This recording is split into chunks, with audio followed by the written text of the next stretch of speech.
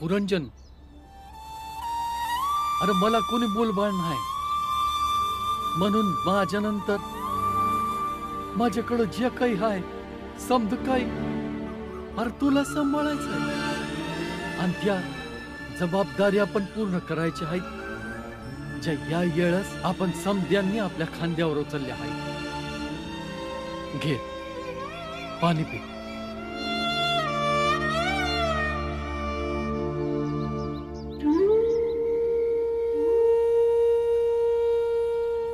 चला निघूया, तिकडं अजूनही लोक ताणलेले असतील.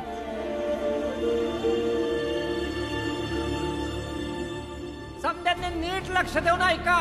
हा समदा रस्ता फक्त स्पृश्य जातीच्या लोकांसाठी आहे.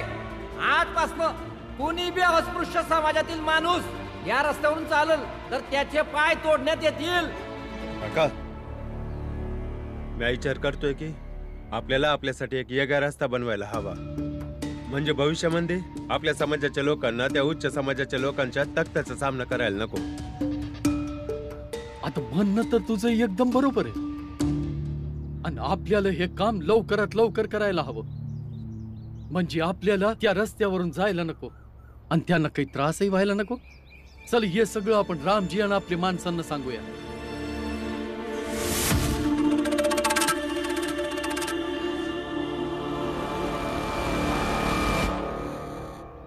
शेठजी, पंडितजी, शेठजी, काय झालं? ते अस्पृश्य लोक आता स्वतःचं डोकं जास्त चालवायला लागले. मी थोड्या वेळपूर्वीच ऐकलं ते लोक आपला एक वेगळा रस्ता बनवत्यात, ते बी आपल्या रस्त्याच्या बाजूलाच. आपल्याला काय बी करून ही सूचना महाराजांपर्यंत पोहोचवायला हवी. सूचना तर तेव्हा द्यायला हवी होती जेव्हा त्यांनी आपल्या वस्तीत आग लावली होती, नाहीतर आज हा दिवस बघायला लागला नसता. कळलं? महाराज एका बंद खोलीत दुसऱ्या महाराजांसोबत चर्चा करतायत, आपल्या धर्माबद्दल समाजाबद्दल चिंतन करतायत. पंडितजी, तुम्ही एकदम बरोबर बोलताय. मला वाटतं महाराज आपल्या लोकांसाठी जरा जास्तच काळजीत आहे, म्हणून इतक्या वेळापासून ते आतमध्ये बसून गंभीर विचार करतायत.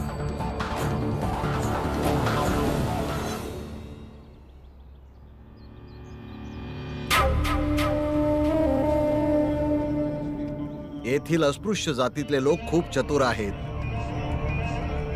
आम्ही विचार केला होता की त्यांना साताऱ्याच्या बाहेर फेकून द्यायचं आणि त्याच्या बदल्यात या लोकांकडून एक भूदान यज्ञ करून घ्यायचा, ज्याच्या माध्यमातून आपल्या आश्रमासाठी या लोकांकडून त्यांच्याच जमिनी आपण मिळवायच्या. परंतु माझा हा प्रयत्न व्यर्थ होत आहे असं दिसतंय. आणि तो मुलगा आहे भीमराव, सारखा प्रश्न उपस्थित करत असतो. तो आणि त्याचा बाप दोघे मिळून आपल्या प्रत्येक चालीला अयशस्वी करतायत. म्हणजे ह्याचा अर्थ तुम्ही इथून दक्षिणा न घेताच प्रस्थान करणार? नाही नाही, दक्षिणा तर घ्यावीच लागेल, नाहीतर हे लोक आपल्याला कमकुवत समजतील. पण यापुढे आता या अस्पृश्य जातीला दक्षिणा द्यावी लागेल. पण ते सर्व तर तुमच्या विरोधात आहेत. माझ्या विरोधात आहेत, परंतु देवाच्या कृपेचा विरोध नाही करू शकणार ते लोक. एकदा का जर त्यांच्या मुलींवर देवाची कृपा झाली तर देव सेवेसाठी त्यांना स्वतःहून अर्पण करतील ते लोक. धन्य आहात महाराज, धन्य आहात. वाळूतून तेल काढणं कोणी तुमच्याकडून शिकावं? या अस्पृश्य लोकांना आपल्या बरोबर जोडत चला. जेव्हा ह्यांच्या मुली आपल्या दासी होतील ना, तेव्हा तुमचा विरोध कोणी नाही करू शकणार.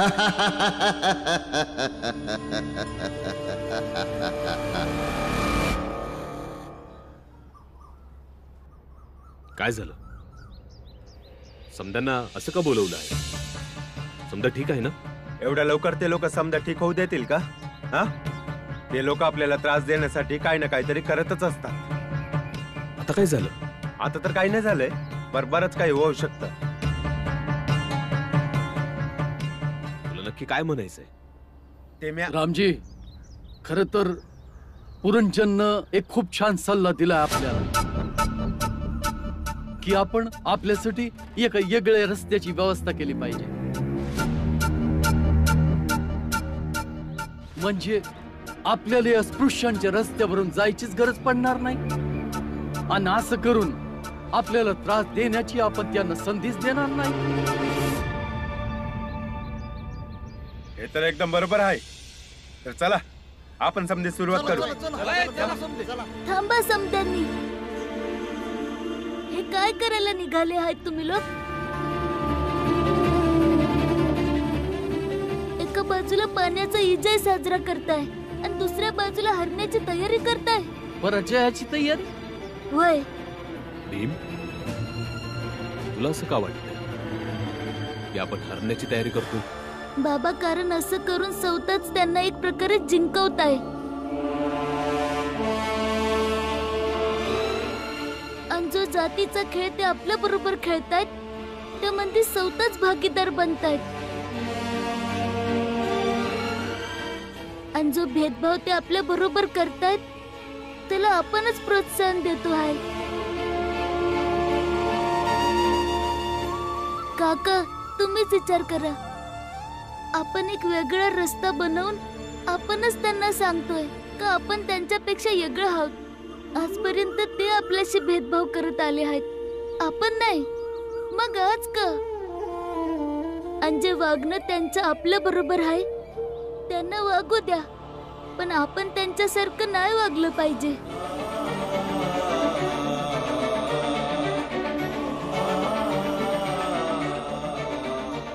खर तर भीमराव बराबर बोलतोय.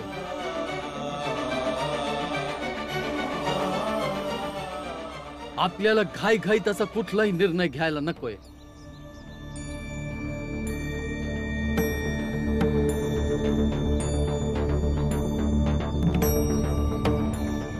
काका,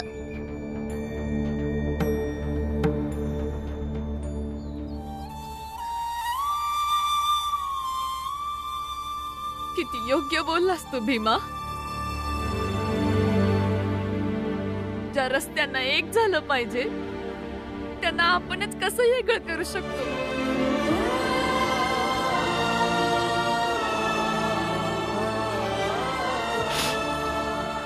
अगदी बरोबर बोललास.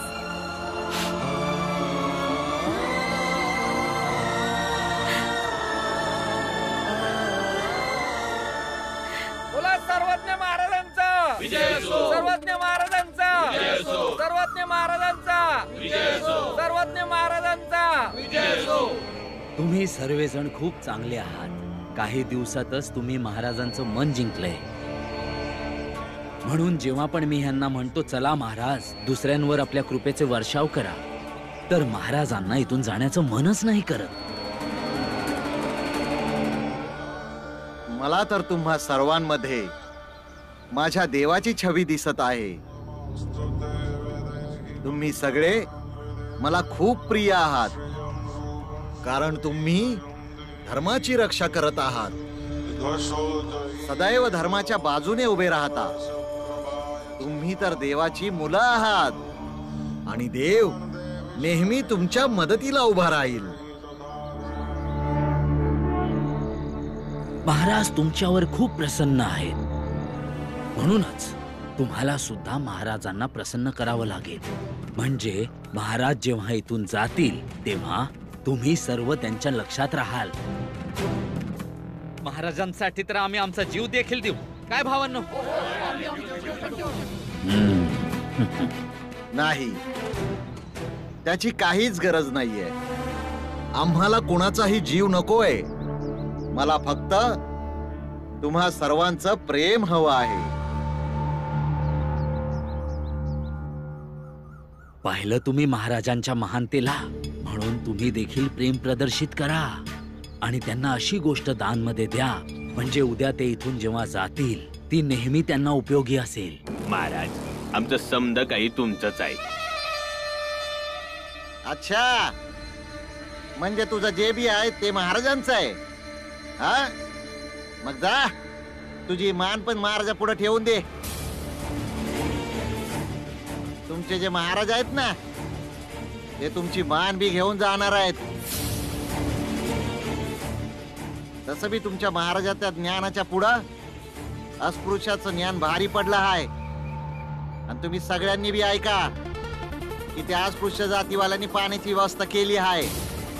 आणि ऐकण्यात तर असं बी आलं आहे की काल भीमराव यांना काही प्रश्न करायला आला होता, पण तुमचे हे महाराज भीमरावच्या कोणत्याच प्रश्नांचं उत्तर देऊ शकले नाहीत. म्हणून आता हे तुमच्याकडून वसूल करतील आणि हे काय बी मागू शकतात. तुमच्या मुलींना सुद्धा मागू शकतात.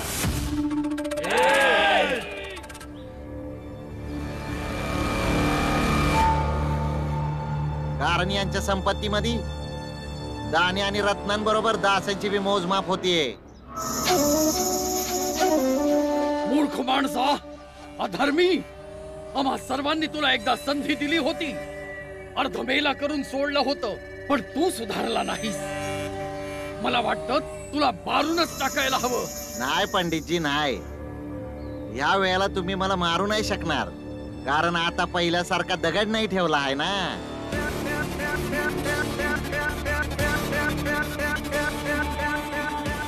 आणि एक गोष्ट तुम्ही बी लक्षात ठेवा महाराज, या याला आम्ही तुम्हाला यशस्वी होऊ देणार नाही.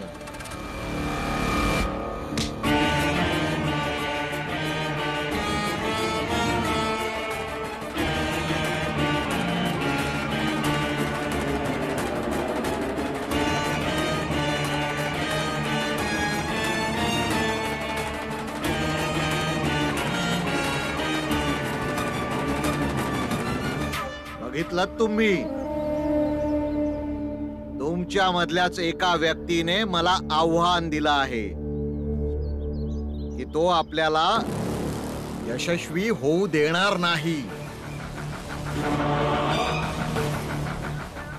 आता ही तुम्हा सर्वांची जबाबदारी असेल की तुम्हाला काय करायचं आहे. बोला सर्वज्ञ महाराजांचा विजय असो. बोला सर्वज्ञ महाराजांचा विजय असो. सर्वज्ञ महाराजांचा विजय असो. आम्ही तुम्हाला थांबवू तर नाही शकणार महाराज, कारण तुमच्याकडे लोक आहेत. पण एवढं तर नक्की करू की हे लोक तुमचं चरित्र आणि नियत लवकरच समजून जातील.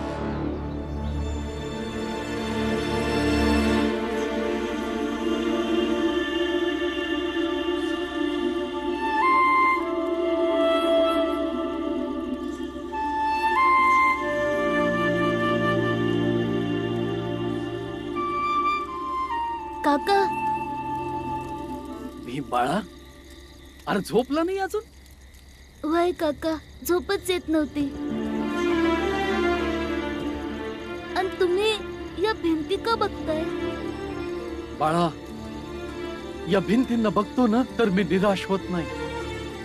उलट माझ्यात अजून बळ येतो आपल्या जातीसाठी संघर्ष करण्याला. काका, काका, काका, सांभाळून मी तुमची मदत करतो. या काका, चला.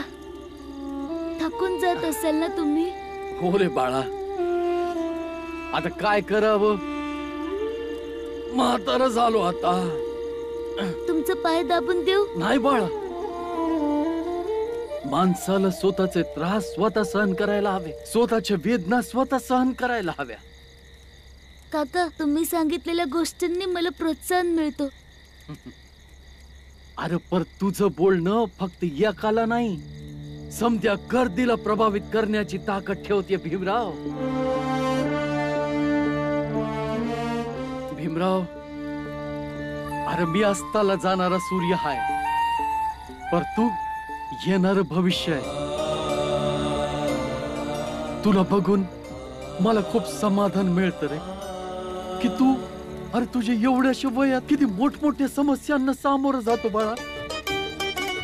आणि मला वाटतं पुढं बी जाशील. पण ध्यानात ठेव, तुला समाधानी व्हायचं नाहीये. तुझे आत एक जिद्द असायला हवी बाळा की हा जातपातीचा भेदभाव कधी मिटल आणि समध्यांना एका नजरेनं बघितलं जाईल. आणि याबद्दल कुणालाच काही हरकत नसावी. आता ही लढाई तुला लढायची हाय. समत्यांना गोळा करून त्यांना सोबत घेऊन लढायची.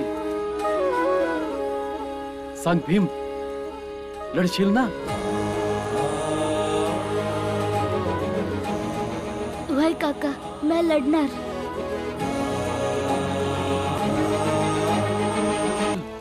वय काका, मैं शपथ घेऊन सांगतो का समद्यांना एकत्र करण्यासाठी मैं लढन आणि बाकीच्या लोकांच्या मनात बी लढण्याची भावना जागृत करण्याचा प्रयत्न करेन. शाबाश बाळा.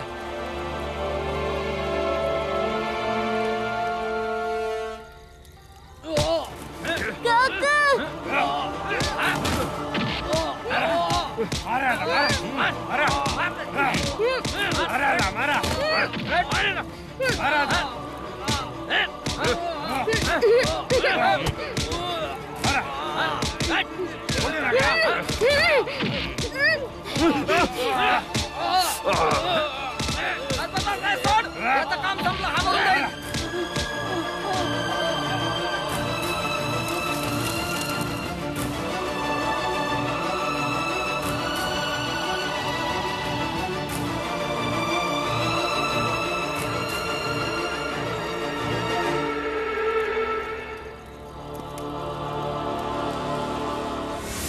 बस करा की बस. झाला मरल तो. जाऊ दे, चला इथं आपण. अरे चला लवकर, चला निघूया. काय माहित होतं इथे भीमराव बी चल की. असेल. आता आपलं शुद्धीकरण करावं लागेल. अरे शुद्धीकरण करू की मग. चल चल चल चल. काका काका काका काका काय झालं काका? काका काका काय झालं बघ काका? काका काय झालं? अहो, झालं काय? काका काका काका काका काका यांना वैद्याकडे घेऊन जावं लागेल. रक्त लय वाहत आहे. नाही रामजी, कुठं नका घेऊन जाऊ. माझा प्रवास आता संपलाय. नाही नाही काका, तुम्हाला काय नाही होणार. आम्ही तुम्हाला दवाखान्यात घेऊन जाऊ. चला चला या. घेऊन चल. समध्यांना कधी ना कधी तर जायचं साहेब. आणि माझा पण काळ आलाय.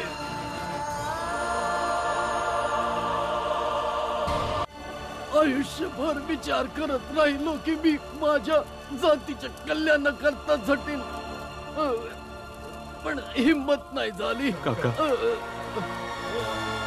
जेव्हा पाण्याचा त्रास होऊ लागला त्याच वेळी मला माझ्यात एक लढाई लढण्याची हिंमत आली. काका तुम्हाला काय नाही होणार. आणि हे समज भीमरावाचा विचार, त्याची जिद्द आणि त्याच्या मार्गदर्शनामुळेच होऊ शकलं.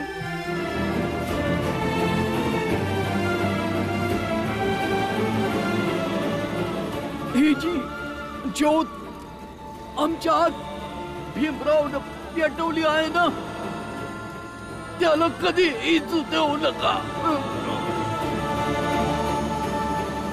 तू तर वचन दिलं आहेस भीमा.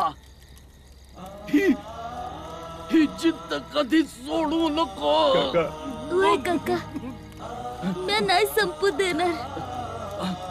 आणि एक गोष्ट आणखी, मी मेलो तर माझ्या अस्थी आमच्या हिरींच्या चारी बाजूला पसरून द्या. हे समदे स्पृश्य आधीच आम्हा अस्पृश्यांपासून कायम लांबच राहतात, तर आमच्या अस्थींपासून हे लांबच राहतील.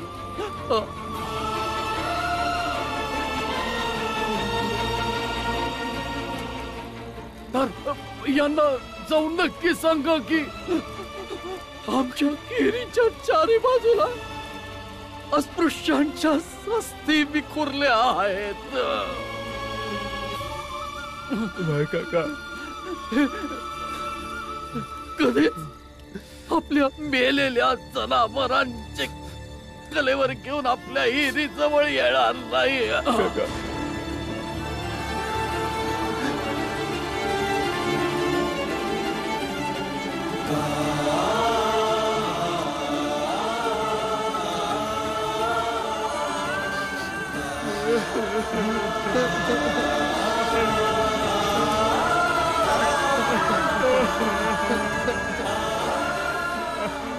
काका